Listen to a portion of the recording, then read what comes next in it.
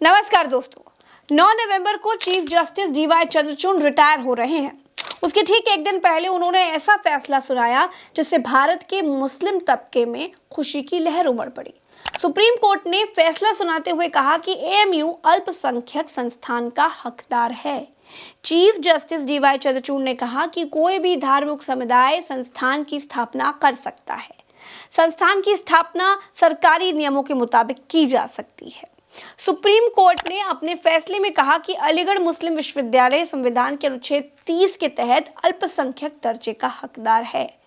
दोस्तों, जब भारत में मुस्लिमों के लिए नेगेटिव माहौल है, किसी भी चुनाव में जब मोदी से लेकर पूरी भाजपा मुसलमानों को टारगेट करके हिंदुओं के वोट चाहती है, जब झारखंड और महाराष्ट्र के चुनाव अनाउंस हो चुके हैं, जब दोनों चुनाव हिंदू मुसलमान के नाम पर बीजेपी लड़ रही है, जब बीजेपी मस्जिद में शिवलिंग के दावे से ताजमहल को शिवालय बताकर मस्जिदों पर लगे लाउडस्पीकर की बात करके हिंदू वोटरों को खुश करने का प्रयास करती है, तब सुप्रीम कोर्ट का अलीगढ़ मुस्लिम यूनिवर्सिटी को अल्पसंख्यक दर्जे का करार देना नफरत के सूखे रेगिस्तान में बारिश की एक बूंद की तरह है। आज का जो फैसला है वो बेहद महत्वपूर्ण है।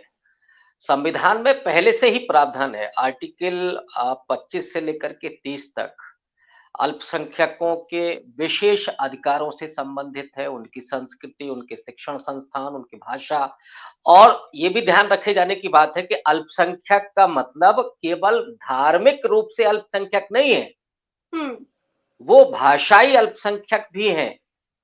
तो दक्षिण भारत के संस्कृति और भाषा है वो भी इन्हीं आर्टिकल्स के जरिए संरक्षित होती है। उसी तरह से जो अल्पसंख्यक संस्थान है, चाहे वो सिख धर्म से जुड़े हुए हों, चाहे इस्लाम से जुड़े हुए हों या क्रिश्चियन से जुड़े हुए हों, उनको संरक्षण प्राप्त है बाकायदा संविधान के जरिए। एक और महत्वपूर्ण बात संविधान के संदर्भ में है, प्रज्ञा जी, अभी मोदी जी ने कुछ दिनों पहले ही सरदार पटेल की जयंती मनाई, सबसे बड़ी स्टैच्यू उनकी बनाई। अल्पसंख्यक मामलों की जो समिति थी संविधान सभा में, उसके अध्यक्ष सरदार पटेल थे और उनके ही संरक्षण में अल्पसंख्यकों के विशेष अधिकार बने थे, संरक्षित हुए थे संविधान में। लेकिन ये दरअसल सरदार पटेल का नाम बेचते हैं, इनको सरदार पटेल के विचारों से कोई लेना देना नहीं है, उनके भावनाओं से कोई लेना देना नहीं है। तो आज मुंह की खानी पड़ी। जो आप लगातार चिल्ला रहे थे कि साहब उसका माइनॉरिटी का दर्जा खत्म होना चाहिए और अलीगढ़ मुस्लिम यूनिवर्सिटी हो, अभी जामिया को लेकर के भी सवाल है, मदरसों को लेकर के लगातार इल्जाम लगते रहे, आरोप लगते रहे। आरोप नहीं, अगर आपके पास कोई सबूत है तो उसको पेश करिए कि साहब मदरसे ये कर रहे हैं। अब सवाल ये भी पूछा जाना चाहिए कि जो सरस्वती शिशु मंदिर है, विद्या मंदिर है, उनमें किस तरह की एजुकेशन दी जा रही है। सवाल तो ये भी आएगा, अगर आप ये कहते हैं तो आरोप अगर उनमें दम है तब तो लगाए जाने चाहिए, अदरवाइज नहीं। लेकिन हम सब जानते हैं कि ये भारतीय जनता पार्टी की सत्ता परक राजनीति है।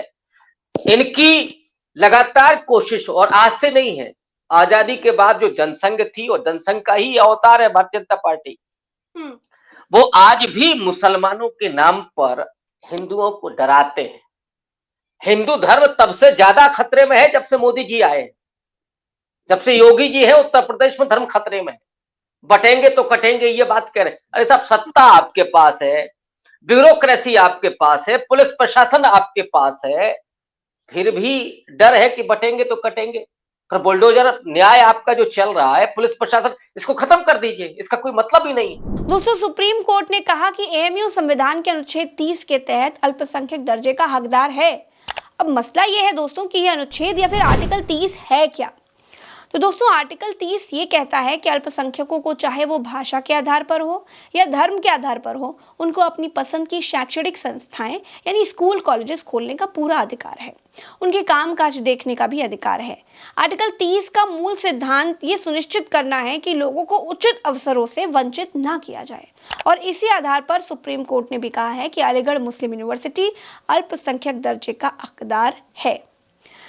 दोस्तों, जस्टिस डीवाई चंद्रचूड़ के ये कहते ही सुप्रीम कोर्ट का 1967 का वो फैसला पलट गया जिसमें ये कहा गया था कि केंद्रीय विश्वविद्यालय को अल्पसंख्यक दर्जा नहीं मिल सकता। सुप्रीम कोर्ट ने कहा है कि अलीगढ़ मुस्लिम यूनिवर्सिटी अल्पसंख्यक दर्जे का हकदार रखता है। धार्मिक समुदाय शिक्षा संस्थान चला सकते हैं। अलीगढ़ मुस्लिम विश्वविद्यालय अल्पसंख्यक संस्थान है या नहीं, अब इसका फैसला 3 जजों की संविधान पीठ करेगी। सुप्रीम कोर्ट ने कहा है कि एएमयू के अल्पसंख्यक दर्जे को लेकर 3 जजों की नई बेंच बनेगी। ये नई बेंच ही तय करेगी कि एएमयू का दर्जा आखिर क्या होगा। दोस्तों, इस केस को थोड़ा पीछे से देखेंगे तो साल 2006 में इलाहाबाद उच्च न्यायालय ने अपने फैसले में अलीगढ़ मुस्लिम विश्वविद्यालय को अल्पसंख्यक संस्थान नहीं माना था। हाई कोर्ट के फैसले के खिलाफ सुप्रीम कोर्ट में याचिका दायर की गई, जिस पर सुनवाई के दौरान साल 2019 में सुप्रीम कोर्ट की 3 जजों की पीठ ने मामले को 7 जजों की पीठ के पास भेज दिया था। सुनवाई के दौरान सवाल उठा था कि क्या कोई विश्वविद्यालय जिसका प्रशासन सरकार द्वारा किया जा रहा हो, क्या वो अल्पसंख्यक संस्थान होने का दावा कर सकता है। इस मामले पर सुनवाई पूरी कर सुप्रीम कोर्ट की 7 जजों की पीठ ने बीती 1 फरवरी को फैसला सुरक्षित रख लिया था।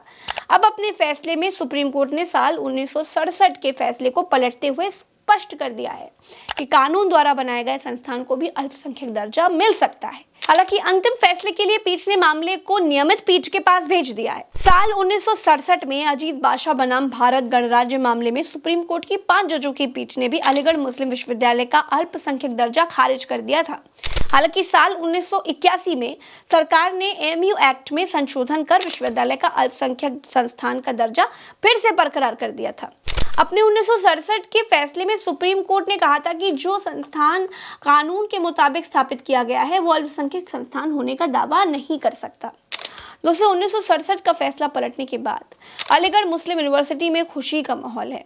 अलीगढ़ मुस्लिम यूनिवर्सिटी की वाइस चांसलर नईमा खातून ने कहा, हम फैसले का सम्मान करते हैं, हम इंतजार करेंगे और अपने एक्सपर्ट से बात करेंगे कि आगे क्या किया जाए।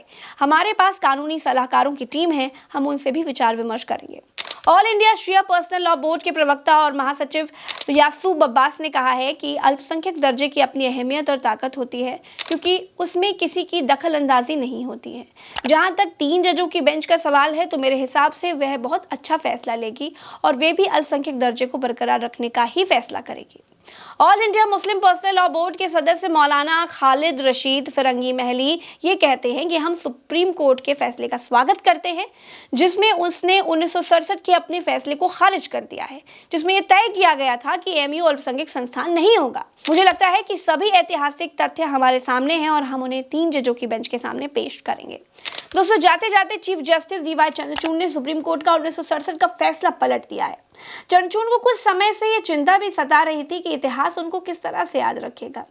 चंद्रचूड़ जाते जाते इतिहास बनाना चाहते हैं। ये बात भी ठीक है कि चंद्रचूड़ पिछले कई सालों से अंधेरे में रोशनी के किरण की तरह जरूर थे। लोगों ने उन पर बहुत भरोसा किया, लेकिन चंद्रचूड़ वो फैसले नहीं ले पाए जो वो ले सकते थे। इतिहास किसी को भी तब याद रखता है जब वो इतिहास बनाता है। आज पूरा भारत ईवीएम से जो संदेह की वजह से परेशान है, उसमें असमंजस है। अगर सच में चंद्रचूड़ को अपने कार्यकाल में इतिहास बनाना था तो ईवीएम पर कोई फैसला जरूर लेते। डीवाई चंद्रचूड़ ने इलेक्टोरल बॉन्ड के अलावा ऐसा कोई फैसला नहीं लिया जो सरकार को बहुत ज्यादा परेशान करता हो। तो दोस्तों, कुल मिलाकर चंद्रचूड़ ने ऐसा कोई काम नहीं किया जिससे इतिहास उनको याद करे। लेकिन इसके उलट दूसरी बात यह भी है कि डीवाई चंद्रचूड़ के सामने जनता का हीरो बनने के बहुत अच्छे मौके थे जो पिछले कई दशकों में किसी न्यायाधीश के पास नहीं थे। इतिहास में पहली बार था कि लोग उम्मीद की नज़र से सिर्फ सुप्रीम कोर्ट की तरफ ही देख रहे थे। न्याय की मूर्ति की आंख से पट्टी हटाकर इतिहास नहीं बनते, उसके लिए ऐतिहासिक निर्णय लेने पड़ते हैं। कोई मुझसे पूछे अगर डीवाई चंद्रचूड़ का कार्यकाल कैसा रहा तो मैं कहूंगी कि करने को तो बहुत कुछ था लेकिन कर नहीं पाए। लोगों की उम्मीदें बहुत थी लेकिन खरा उतर नहीं पाए। सरकार से सीधी टक्कर हो ऐसा कोई डिसीजन नहीं सुना पाए सिवाय इलेक्टोरल बॉन्ड वाले डिसीजन के। ऐसा मैं इसलिए भी कह रही हूँ दोस्तों क्योंकि मुख्य न्यायाधीश के पास स्वतः संज्ञान लेने की बहुत बड़ी ताकत होती है, उस ताकत का इस्तेमाल वो भी नहीं कर पाए। चैनल को सब्सक्राइब जरूर कीजिएगा। हर बार आपको याद दिलाती हूँ लेकिन आप हर बार भूल जाते हैं, इसलिए फिर से याद दिला रही हूँ। और जो लोग पहली बार मेरा वीडियो देख रहे हैं उनको मैं बता दूं, मेरा नाम प्रज्ञा मिश्रा है। मैं भारत की ना बिकने वाली एक ईमानदार पत्रकार हूँ। ईमानदारी से डंके की चोट पर बात कहती हूँ, जो गलत है उसे बीच चौराहे पर खड़े होकर गलत ही कह देती हूँ। पूरी भारत घूम रही हूँ, सरकार से लोगों के लिए झगड़ती हूँ, सरकार तक लोगों की समस्याएं पहुँचाती हूँ, उनकी बात पहुँचाती हूँ, फिलहाल इस वीडियो में इतना ही। चैनल को सब्सक्राइब करिएगा। चलती हूँ। राम राम, दुआ सलाम, जय हिंद।